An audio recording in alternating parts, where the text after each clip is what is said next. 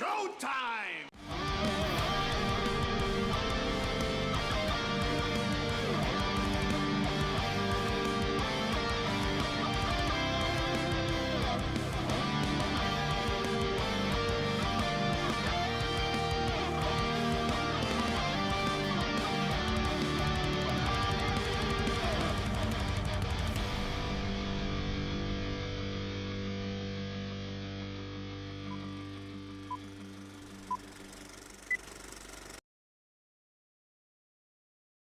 What up everyone, I am Gallant HAVOC, and it finally happened. I finally got to see the infamous remake of The Crow. I went and saw it by my lonesome at the theater the other day, like 2 weeks ago, and as if it was a sign of things to come, I was the only one in the theater, besides 2 other people. Kind of a vibe actually, and I sat dead center. Best seats in the house. But man, going in I had heard massively bad reviews, but they all had one thing in common. All the people who I watched reviewing it kept comparing it to the original film, the 1994 film, which I feel is immediately unfair. That's my favorite film of all time, and based on everything I've seen, and especially now that I've seen it, it is very much its own thing entirely, as opposed to just another remake.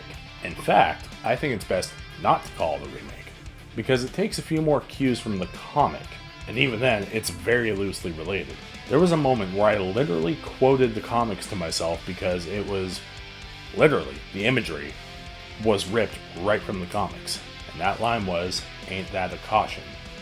Now that was probably the only thing that was truly faithful to the comics besides the real story, which was kind of a bummer, but again, open mind, best to look at this thing as its own thing entirely. And me being the king of the open mind, I went in for the most part blind. And honestly, it wasn't that bad. The 2024 Crow stars Bill Skarsgård as the titular hero, Eric Draven, though his last name is almost never mentioned. He is a rehab patient who meets his love interest, Shelley Webster, who is brought into the rehab facility after trying to escape people after her after being involved in a horrible act. Now, I will say they spend a very generous time establishing Eric and Shelley's romance. Like, a quarter of the movie, I want to say. Maybe a third. Somewhere in there. It's not until then that what Shelley saw and did catches up with her and ends up with both of them being murdered. And like the old song and dance goes. And sometimes, just sometimes, the Crow can bring that soul back to put the wrong things right. And Eric goes to wreak terrible vengeance on those responsible.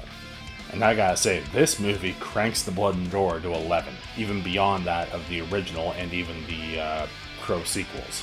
Which, me being a huge fan of blood and gore, that's a big plus for me. There are plenty of moments where I was like, oh damn, because of how gruesome some of the kills were. Like in my last video, the aforementioned. And I cannot be the only one that liked the Opera House segment. That shootout was a bloody good time. Like John Wick if he were the Terminator. Now, they do change up some previously established conventions throughout the Crow mythos, like omitting Eric's weakness of having the Crow injured, which nullifies his powers. Instead, his weakness is more psychological, which is interesting, if a bit unnecessary. If it's not broke, don't fix it. Now, the performances. Everyone did just fine. Skarsgård played the role of a tormented soul great. He even gets the done with the pain, now I'm gonna joke about it bit down. If his accent did slip a few times. But speaking of accents, what fucking country is this movie in? I didn't spot one specific landmark to place what city it was in, and I shit you not, everyone seems to speak in a different accent. FKA Twigs is entirely English. There's Americans, French, Russians, Slavs, Latinos, Canada. It's fucking Canada. So many cultures in one place, it's gotta be fucking Toronto. Moving on. FKA Twigs, formerly known as Twigs, who was unknown to me before this, does a decent job.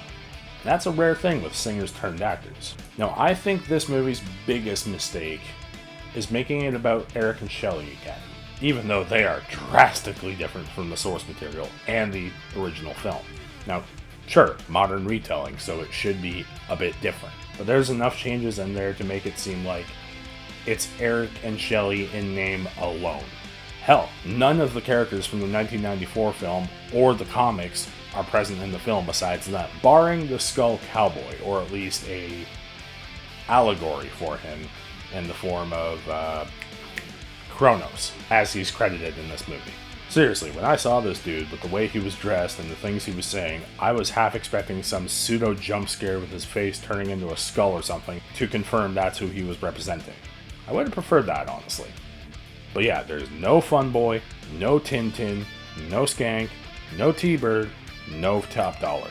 Instead, we're given this new supernatural satanic villain played by Danny Huston and his entourage of well-dressed goons. Did they typecast him as a comic book villain or something? He was Stryker in X-Men Origins Wolverine. He was, what's his name? The German general from Wonder Woman. Save for Huston's character, none of the villains are particularly memorable. Just cannon fodder, more or less. And even Huston's character is a bit generic, but I'd be lying if I said the kills weren't memorable. Now, while I won't go into spoilers, I will loosely talk about the way this movie ends. It's an interesting and rather tragic twist on the standard, which actually feeds into the tragedy of other Crow stories, adding its own unique twist. And while it does slightly irk me just a bit, wishing for the more typical ending, the twist did have the more creative and open-minded me intrigued. But this kinda is a spoiler, but not really. There is a small hint, like literally 5 seconds worth of a hint of a sequel, which even had Skarsgård like, no. The way the movie wraps up, it's got no use for a sequel. If you ask me, it would just make no sense. Not to mention how the movie did financially. Yikes. Yeah, I don't feel like a sequel should or could happen. But anyway, with all that being said, what did I think about the new Crow movie? I'll be honest, despite its fair share of flaws, I did enjoy it. And I would watch it again if, for nothing else, a guilty pleasure. And that is why I'm giving The Crow 2024 a lukewarm gallant rating of 6 out of 10. You have no idea what hell awaits you. No, I do.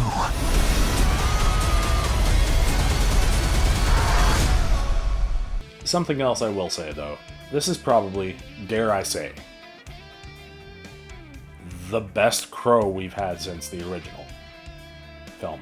That's not me being overzealous, that's just how I feel. Production value, the cast, the story, just feels a bit more well executed. But still, nothing compared to the original film or book. Hell, even the original movie took plenty of liberties from the comics. But in this one's case, like I said, it is a Crow with Eric and Shelley in name alone. And it does not shit on or even try to shit on the legacy of Brandon Lee.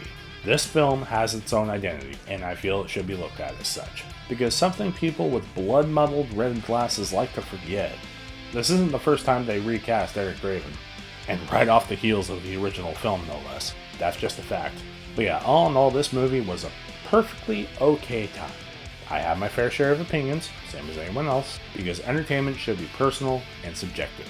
And this is all without saying anything about Rupert Sanders' last outing with Ghost in the Shell, which, despite the fan backlash, I also liked. I might do a review on that one sometime, we'll see. But anyway, folks, before I ramble on any further, that'll be enough for this one. Let me know what you all think of the new version of The Crow. Did you love it? Did you hate it? Did you want to tear it apart like the majority of people on the internet? But in the meantime, I am Gallant Havoc. Wreak some havoc, and I'll see you in the next one.